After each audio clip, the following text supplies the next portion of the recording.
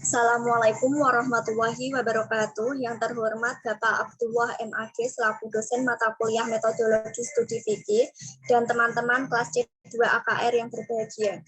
Pertama-tama marilah kita panjatkan puji syukur kepada Allah Subhanahu wa taala karena telah memberikan rahmat kesehatan dan keselamatan sehingga kita dapat mengikuti perkuliahan metodologi studi fikih pada siang hari ini. Kami dari kelompok 8 yang beranggotakan 1. Sally Silviana Arianti dengan NIM akhir 075. Kedua, saya sendiri Siti Nur Azizah dengan NIM akhir 082. Ketiga, Liana Maratus Solihah dengan NIM akhir 092. Dan Diah Asti Handini dengan NIM akhir 093.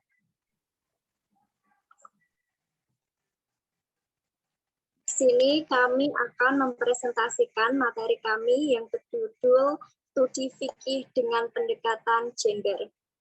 Adapun pokok materi yang akan kami sampaikan yaitu pengertian gender, kesetaraan gender dalam perspektif Al-Quran, gender dalam pandangan ilmu fikih, dan ketidakadilan dan diskriminasi gender.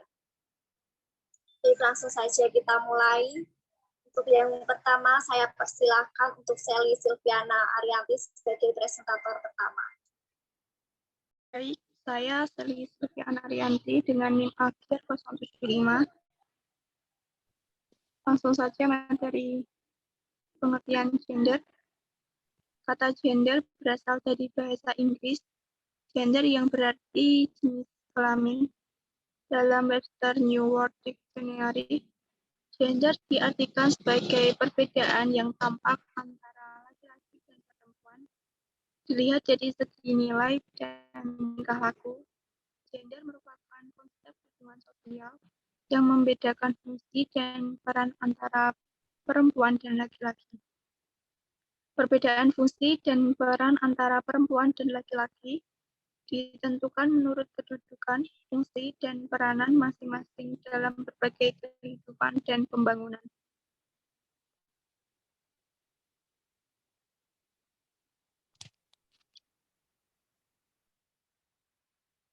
Selanjutnya, kesetaraan gender dalam perspektif Al-Quran. Al-Quran tidak menganut paham the second sex yang memberikan keutamaan kepada jenis kelamin tertentu, atau the first ethnic yang mengistimewakan suku tertentu. Laki-laki dan perempuan dan suku bangsa manapun mempunyai potensi yang sama untuk menjadi abid dan khalifah abid. Secara teologis, Allah menciptakan wanita dari unsur pria atau laka minha zawjaha, sehingga pada dasarnya laki-laki memiliki kelebihan daripada wanita. Kelebihan ini selanjutnya menjadi tanggung jawab laki-laki untuk membela dan melindungi wanita. Namun segala kekurangan yang ada dalam wanita tidak menjadi alasan wanita kehilangan derajatnya dalam kesetaraan gender. Materi selanjutnya akan dilanjutkan oleh rekan saya. Baik, terima kasih. Untuk selanjutnya, saya persilakan untuk Liana Maratus Solihah sebagai presentator kedua. Baik, terima kasih. Saya Liana Maratus Solihah dengan NIM akhir 092 akan melanjutkan penjelasan materi. Gender dalam pandangan ilmu fikih. Fikih merupakan pemahaman yang dihasilkan dari rumusan Al-Quran maupun hadis melalui istanbat ahkam para ulama yang dengan berbagai metode. Islam datang dengan mengembangkan hak-hak perempuan sebagai manusia dan misi rahmatan lil alamin, serta memberi pengakuan terhadap keutuhan kemanusiaan perempuan yang setara dengan laki-laki. Sebenarnya penempatan perempuan sederajat dengan mitranya laki-laki dalam aktivitas bermasyarakat. Namun, pada kenyataan sosialnya memperlihatkan bahwa laki-laki diasumsikan sebagai sosok manusia yang lebih kuat, hebat, pandai dari sisi intelektual dan profesi. Sedangkan perempuan perempuan dengan sifat keibuan dan kelembutannya hanya mengurus urusan domestik yang kurang menghasilkan produktivitas dalam jumlah besar.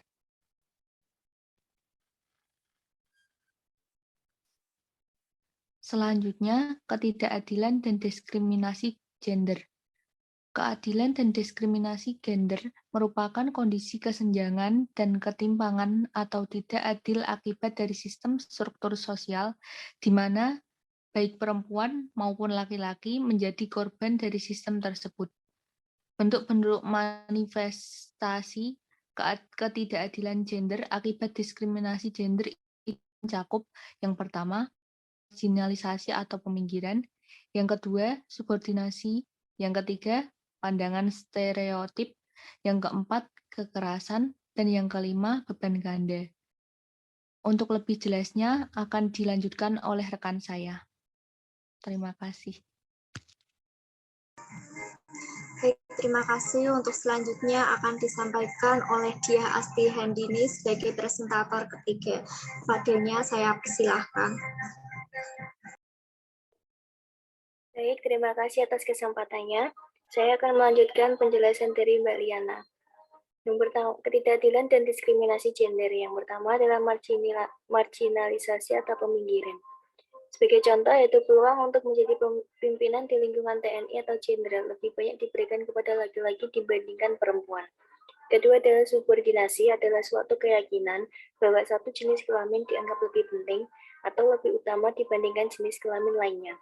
Contohnya adalah banyak pekerjaan yang dianggap sebagai pekerjaan perempuan, seperti guru taman kanak-kanak, sekretaris, dan perawat, yang dinilai lebih rendah dibanding dengan pekerjaan laki-laki seperti direktur, dosen di perguruan tinggi, dokter, dan tentara.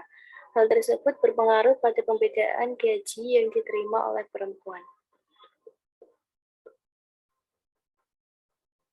Kemudian yang ketiga yaitu stereotip, adalah suatu pelabelan yang seringkali bersifat negatif secara umum terhadap salah satu jenis kelamin tertentu. Contohnya, label kaum perempuan sebagai ibu rumah tangga. Sangat merugikan mereka jika hendak aktif dalam kegiatan laki-laki seperti politik, bisnis, maupun birokrasi.